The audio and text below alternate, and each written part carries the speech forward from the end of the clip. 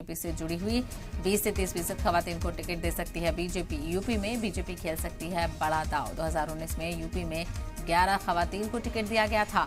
अभी यूपी में एनडीए की 9 खातून एमपीज हैं। कमजोर सीटों पर खातून उम्मीदवार उतारने का फैसला कर सकती है बीजेपी, और ये उत्तर प्रदेश में बीजेपी के आने वाले इंतखाब के लिए हिकमत अमली भी हो सकती है। हालांकि इससे पहले अखिलेश यादव ने भी कहा था कि उनकी पार्टी भी खवातीन को तरजीह देगी और खवातीन को ज्यादा से ज्यादा टिकट देने की कोशिश की जाएगी। तो दूसरी तरफ वज़ीराए के हवाले से कहा जा रहा है कि बीजेपी भी इसी स्ट्रैटेजी पर काम कर सकती है, खवातीन को राग़िब करने की कोशिश कर सकती है, क्योंकि वुमेन रिजर्वेशन बिल को लेकर जिस तरह से खवातीन की तरफ से हिमायत देखने को मिल रही है, तो कहीं ना कहीं खवातीन पर दाव लगाने की हिकमत अमली यहाँ पर देखने को मिल सकती है और 20 से 30% जो टिकट हैं वो खवातीन को दिए जा सकते हैं। तो ज़राए के हवाले से ये बड़ी अपडेट सामने आ रही है। 20 से 30% खवातीन को टिकट दे सकती है बीजेपी। तो यूपी में बीजेपी खेल सकती है बड़ा दांव।